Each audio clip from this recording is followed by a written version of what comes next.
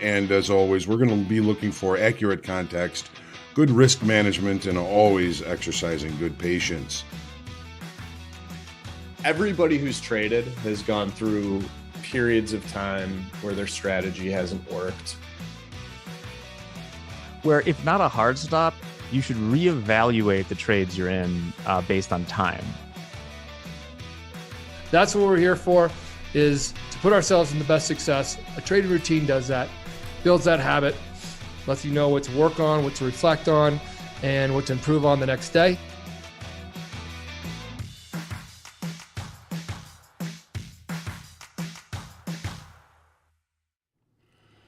Good morning and welcome to the market forecast for Monday, September the 12th.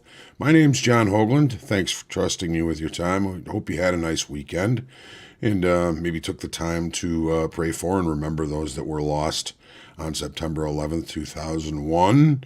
It is today the National Day of Encouragement, so encourage yourself and encourage somebody else. Absolutely. As always, our focus here is accurate context, good risk management, and always remaining patient. We do not have any real major economic numbers unless you call the crop production major economic numbers, which many people in the trading world actually do. That's at 11 o'clock a.m. today. Big numbers as far as agricultures are concerned. I know I don't really trade ags, but I'll be watching to see what happens and see what how this WADC release comes out. Also, at the same time, we have consumer inflation expectations. It's kind of a new one on the list here, but with inflation on everybody's mind, this may turn out to be a little bit more of an important number than most people would expect. As far as the rest of the week is concerned, we've got a pretty important CPI number tomorrow at 7:30 Central. PPI final demand on Wednesday at the same time, 7:30 Central, as well as the EIA petroleum status report at 9:30 on Wednesday. Thursday, jobless claims as usual, Philly Fed, retail sales, Empire State Manufacturing, import-export prices, industrial production, and business inventories, and the natural gas report. So a lot of things coming out on Thursday. And then, of course, Friday we have quadruple witching and consumer sentiment, the Michigan consumer sentiment on Friday, where we know that a week from this coming Wednesday is FOMC. So we'll be looking forward to seeing what we end up having there. And the markets are really kind of pricing in a 75 basis point increase in rates. We'll have to wait and find out. Stocks are still set to open higher this morning. We've got an upbeat mood viewed as a result of some recent success in Ukraine against Russia, taking back a lot of the area around Kharkiv. The U.S. dollar continues its fall off recent highs. Gold and euro kind of showing the weaker dollar, and both of them looking strong this morning. And crude prices start the week higher on speculation of a potential Russian defeat, and they seem to be appearing to be a little bit more desperate. So we'll have to see how these things, of course, all play out. VIX this morning actually higher. I was kind of surprised to see that. 23.48 dollar index still lower, 108 last I checked, and the yield on the 10-year kind of hanging around that 3.28% level this morning. As always, if you like what you see, hit the lucky like button. Share, comment, question, feedback, heckling, and love are always welcome here on the forecast. And make sure you subscribe to our YouTube channel so you can get notified when we do go live. Today is group coaching. I'm going to put the link in so you can join group coaching. We also have a couple of special events this weekend. Tomorrow at 12:30 Central, we're going to be having Tales from the Coach. I've kind of collected the 10 most popular questions, most asked things in group coaching, so you'll get a chance to to get a good look at some of the most important and most asked questions in group coaching. If you've never been to group coaching, this might be a nice way for you to find your way in. And as always, it is our goal to help you succeed. It is our goal for you to succeed. We want everyone to succeed, of course, and we are looking forward to seeing you there for the Tales from the Coach. Hi, Lacey. Lacey's saying good morning to everyone this morning. You can see her little snoot over here. She probably needs to go out, but she'll be patient and wait till we are done with the forecast here this morning. It's good to see everyone, as always. I got to say good morning, Scott Saw, and he conquered. First in the room again today, wins the prize. Jules, Brian, Orion, good to see you. Shaw, good morning. Dan Trader, Dario. Jimmy Decker, haven't seen you in a while. It's good to see you, Jimmy. Patrick, Serenity Trader, good morning. George Duque. Theo, good morning. Denny, Brody, Columbus. My brother Rick, good to see you. Love you. Sonny, good to see you. Terry, TA, Sarah Hall, good morning. Prayers and love to you as well. JD back in the room. John Doherty back after a nice vacation. Looking forward to catching up. JD, Ron, good to see you. John, the red spider, the scarlet arachnid is here. David, good morning. Dennis, Gap and Go. Good morning, the Rooster. Frederico chilling with Dylan Steven. JST Wave. Haggle Matters. Good morning, Michael. Unicus with the quote for the day. I have failed over and over and over again in my life. That is why I succeeded. That's Michael Jordan, the great Chicago Bull. Where are you going, Lace? No. Lace, come on. Up here. Come up here, Lace. Come on. Lacey girl. I'll get you outside. Hold on. Just be patient. Sorry about that, folks. Dead letter opener. Good morning, Tony Charles Juan. Good to see you. I hope you have a great week as well. Yes, an early rollover this week, ladies and gentlemen, for our equities.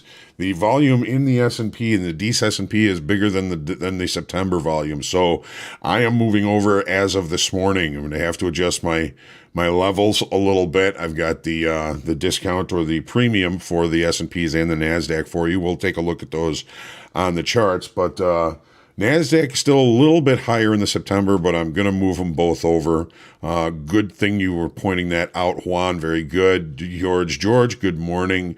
I think George, Lacey was over here saying good morning to you. Rob T, good morning. Rusty Golfer, Trading Research, Marco, Pipe Holes, good to see you. Grim Reaper Trader, Marcelo, Three Lions Insight, and Glitter Sandwich. Good morning, back from vacation to California. Glad you're back. Hope you had a good time, Glitter. Glad you're home safe. Take her out. We can wait. She'll be all right she'll be okay for a little while here. She's a good girl. She's just over there chewing on one of her toys now. So we'll take care of business here, and then I'll get her out to take care of business. She's already been out. She's eaten. She's all right. She's just likes a lot of attention. A lot of attention.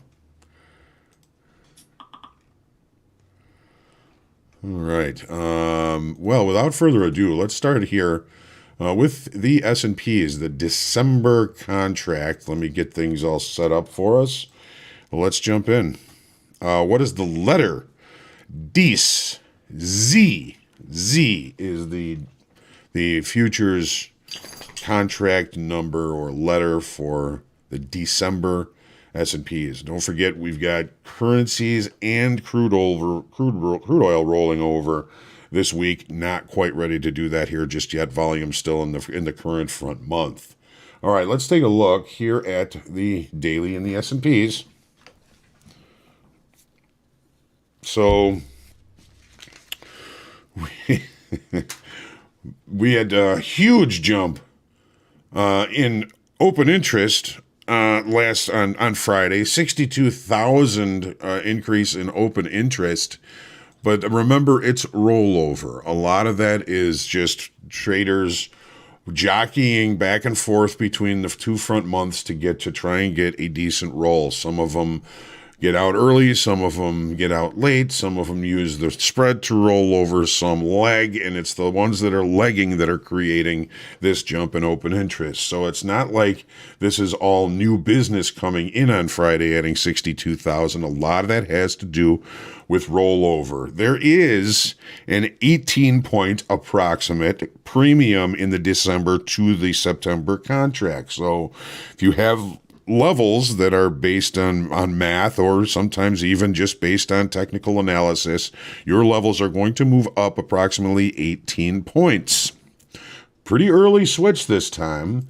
It's not on the schedule to switch until tomorrow, but looking at the volume this morning, the volume is greater in December. I'm going to be trading December, and I suggest you do the same.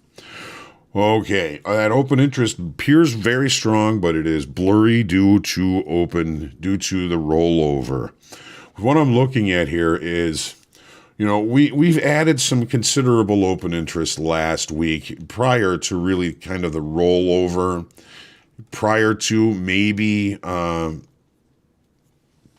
it's kind of hard to tell, but we've been pretty directional to the upside.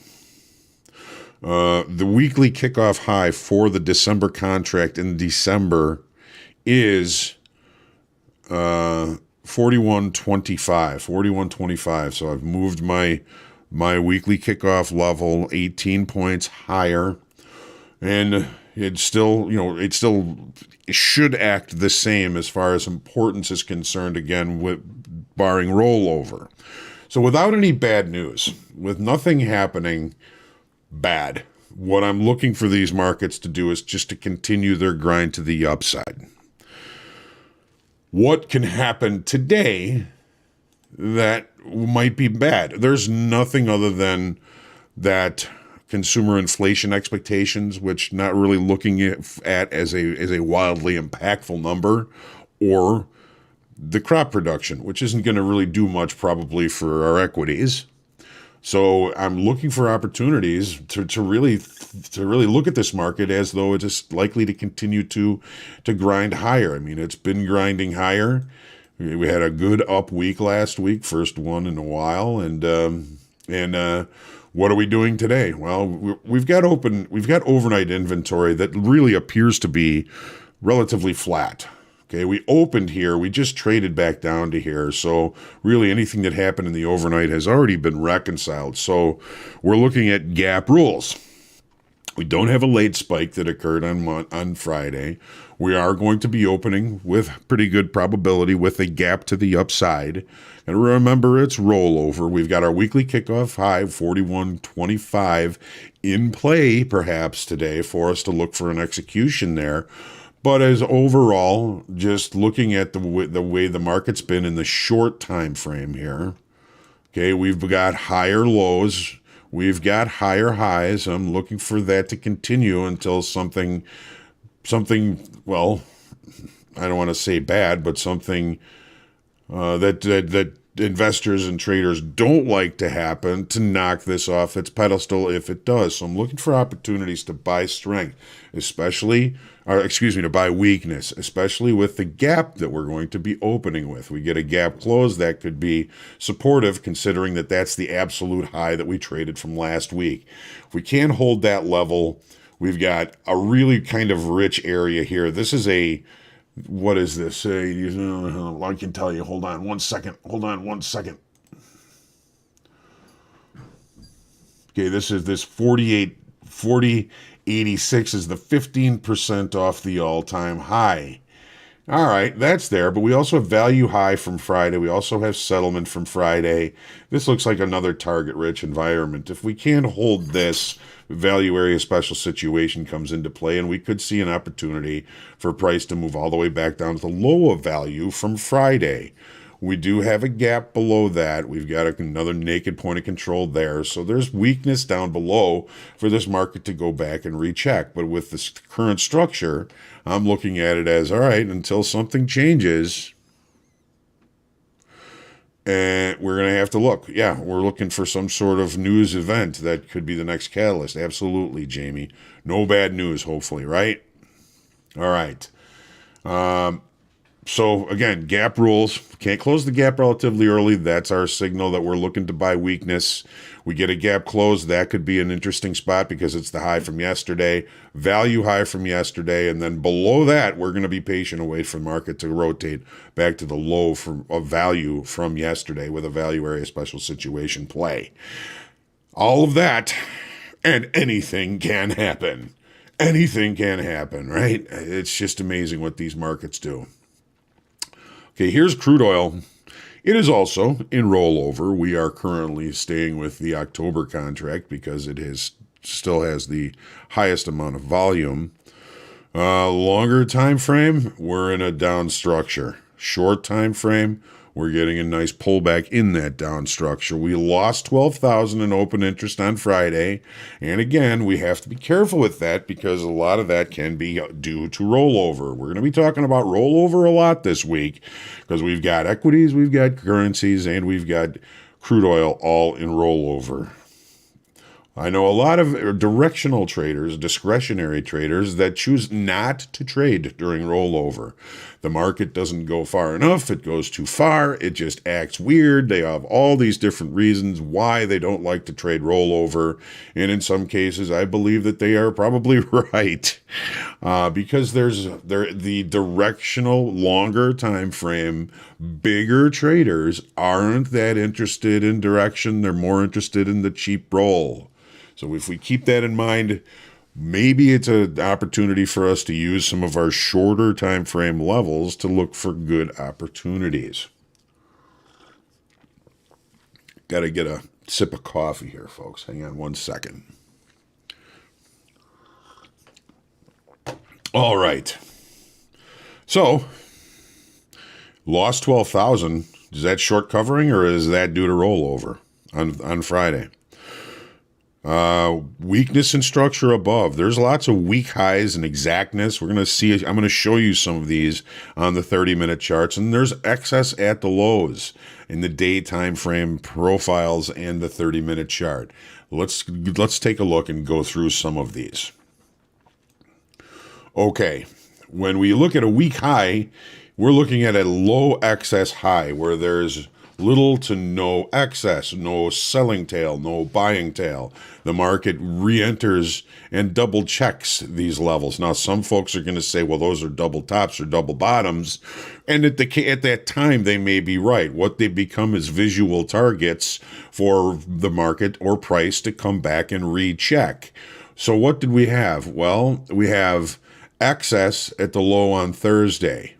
We have excess at the low on Friday. We have a weak high on Thursday. We have a weak high on Friday. We have a weak high back here, and we have another weak high up here at the high from last week.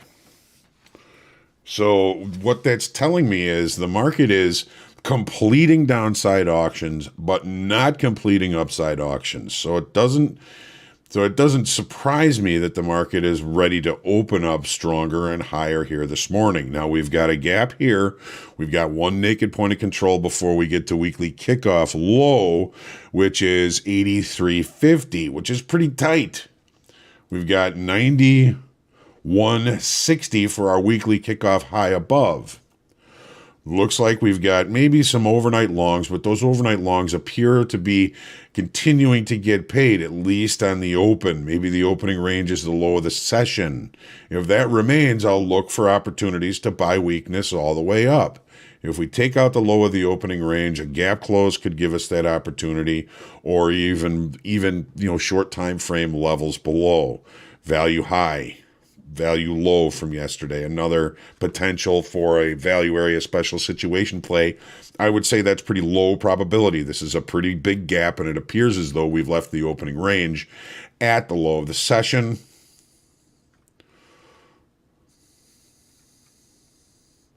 Where is it?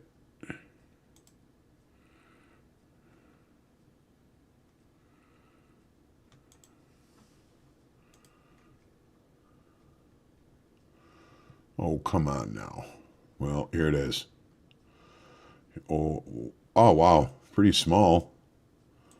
So opening range, low 88.30. high 88.41. Wow. An 11 tick opening range that remains the low of the session right now. That's the cheapest opportunity for an opening range trade we've seen in crude oil in quite some time. So right now, buyers are in control in very early short time frame trade here. Settlement price for the ES, 40.8550. 40.8550. Brody. Okay. So looking like, at least for now, buyers in control in crude oil, looking for potential move to the upside, leaving this gap unchecked. As long as we hold the low of that opening range, which again was 88.07, we're going to be looking for opportunities to buy weakness. Let's take a look at the Nasdaq. I see you guys have some questions. I'm going to get to those here in just a couple of minutes. All right, our premium from September to December in the Nasdaq is 78 points. Move your levels 78 points higher to get them in the same zone as they were in the September contract. Another early roll. The Nasdaq, I don't think volume was greater in the December before the open, but by the end of the session, it will certainly have moved over into December. So if you're trading Nasdaq, move to the December contract and move your levels accordingly.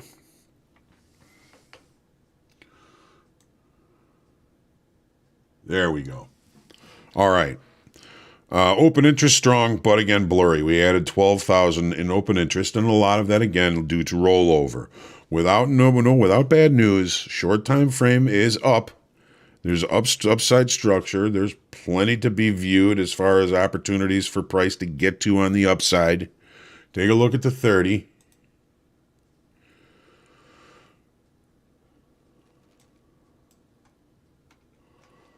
Okay, here's Friday. A little bit of a gap, big excess, little excess on the highs. Settlement on the Nasdaq, 12,670 and a quarter. Overnight inventory flat. Looks like again we're going to be opening with a gap, so we can kind of lean on gap rules a little bit. And again, we've got our weekly kickoff in play. It is definitely achievable today. Naked point of control just above for the short time frame eyes to focus on. So if we can't close the gap or enter into and accept last Friday's range, we're going to be looking for opportunities to the upside. Again, anything can happen. We don't have any known economic information that could throw a horseshoe into any of this. But then again, anybody in the Fed or anything else that can happen can throw a horseshoe into things relatively quickly. So we want to make sure and trade close to points of invalidation in the trades we're looking at, and always using stops to protect ourselves, of course, from anything catastrophic, of course. Here's gold. We've been thinking maybe we're going to put in a W bottom here. We seem to be struggling at this W bottom, but at least we're holding upside structure in the short time frame. Open interest Friday was a little iffy. We only added 300 in open interest on Friday. I was hoping for a little bit more than that, and we kind of cut off volume a little bit, which is, I guess, is a little bit typical of a Friday. Short time frame structure is up. It scares me a little bit that this may end up being some sort of a bear flag. But right now, we are at the upper extreme of that bear flag, and it seems as though we may be pushing a level where we might find some acceleration to the upside. A lot of that, of course, is going to depend on the dollar pullback, and if the dollar continues to present as a little bit weaker than it has in recent past, we are... Let's take a look at the 30. So here's kind of what I'm talking about. Here's, the trend has been to the downside. We've got a move to the upside and shrinking ranges on lower volume, and open interest isn't all that great. it presents itself as a potential bear flag, which we'll have to see a breakout and continuation below this trend line for that to be true. What we're doing now is we're testing the upper extreme of this bear flag. We seem to be struggling up there here just a little bit, but if we start to accept through time, volume, momentum, and participation above this line, I'm looking for the market to give us a true test of weekly kickoff high, which is 1750. Gap rules. Well, no sign of any return to close the gap from Friday. Overnight inventory, I would have to say, is relatively long. We're testing this area here, so this gives us an opportunity to limit risk if we can depend on this trend line at one point or another to find acceptance and acceleration above, or failure above and reacceptance and acceleration down below. I really like this level because we've got last week's high right in the neighborhood. So if we can't hold last week's high, we'll have to see how things play. We got a naked point of control that goes all the way back here that we've left now a gap around. So there's that. We got to keep our eye on, whether the short time frame traders are focusing on this, which wouldn't even be a gap close, or this. Right now, it looks as though we're seeing some buyers here, seeing some continuation to the upside. We have to watch it. It's very difficult to be able to accurately determine when acceptance is actually in play. A lot of it's volume, time. Euro. So, yeah, nice push above weekly kickoff high here in the euro prior to the open. Friday, we lost 5,600 in open interest, but again, rollover. You hear me say rollover a lot this week, so I apologize. But there is the potential for a market state change. We've been range bound for 2-3 weeks. We're above last week's high, which is largely, this is last week's high up here. I don't know what happened there, but that's largely the upper extreme of the area of balance. Now we're up above that level and testing a weekly kickoff high, which is more important again because longer time frame traders are likely to adjust inventory there, but it's rollover. We're going to need new business above this level, which just may not be there until after the rollover. Remember, to find acceptance above this level, we need volume, we need time, we need participation, and we need momentum. Right now, we're not seeing any of them. Take a look at the 30-minute chart. Overnight inventory was certainly long. We had a pretty good test above weekly kickoff high, which is now presenting as resistance in the day time frame. Here's 7:30 bar. Here's the 8 o'clock bar. So far, our weekly kickoff high has been presenting resistance in the day time frame. This offers us an opportunity.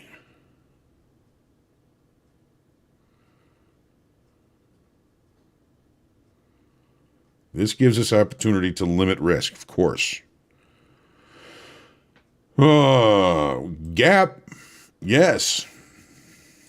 Resistance, yes. Overnight inventory long, yes. Opportunity. There's a fish here. There is a fish in this area.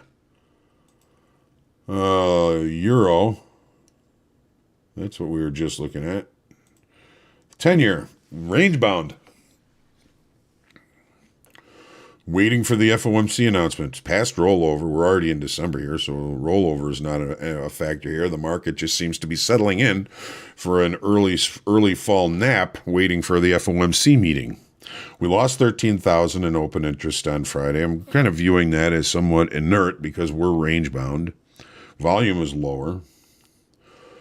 Waiting to see what happens next, it seems. Rates for the 10-year have kind of settled in around 3.25 approximately, at least for now, and it shows in price. Range.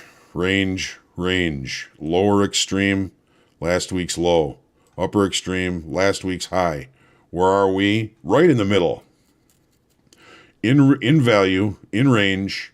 Stay patient here, ladies and gentlemen. Stay patient. I'm really going to be patient looking for opportunities up here or down here. We've got visuals to kind of pick out, as in naked points of control on both sides of the market. Where we're sitting here, I say it's a crapshoot whether it goes up here or goes down here. Joshua, we roll to December in the equities today. All right, we were talking about the nat gas perhaps setting up some sort of a head and shoulders, and that is still quite possible here. We've got a very narrow ranges for the last 3 sessions, and we're inside those ranges today. We added 2,700 in open interest on Friday. Kind of interesting. Low volume. We are starting to enter rollover. We're a little more than 2 weeks away, or a little less than 2 weeks away from rollover. So that's going to start to become an issue now. Take a look at the 30. This is a vicious market. Here we go. Range bound, lower extreme, upper extreme. Where is last week's low? Here it is.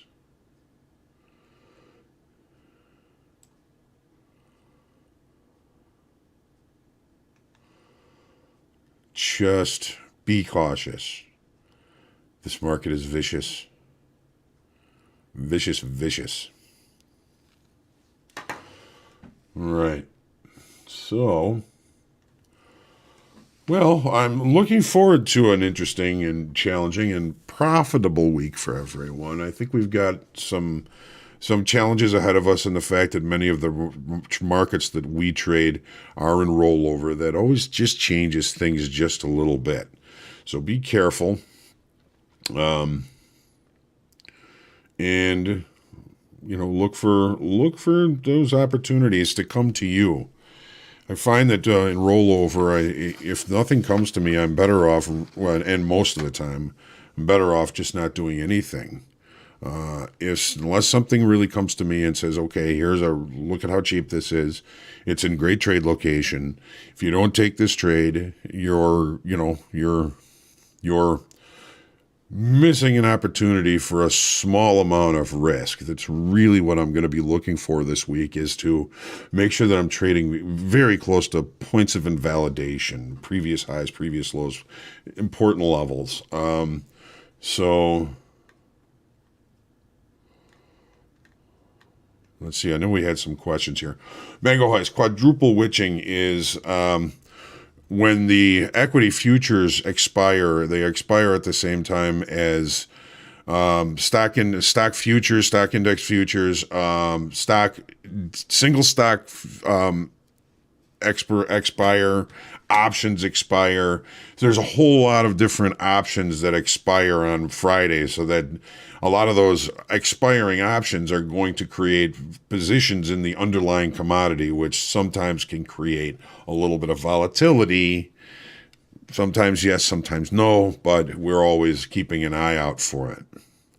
Yes, there you go. Multiple time frames, options expiry is quadruple witching. Some people call it triple witching these days.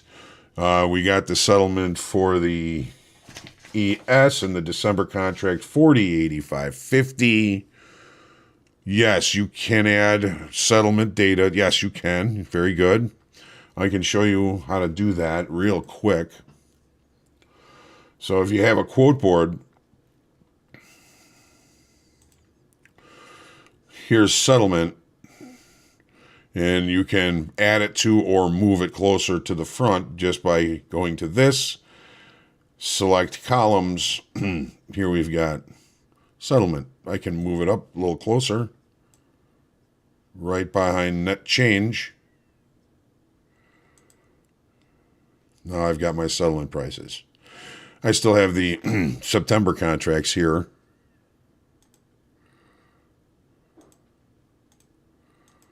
I'll move those forward. So there it is, 40.8550.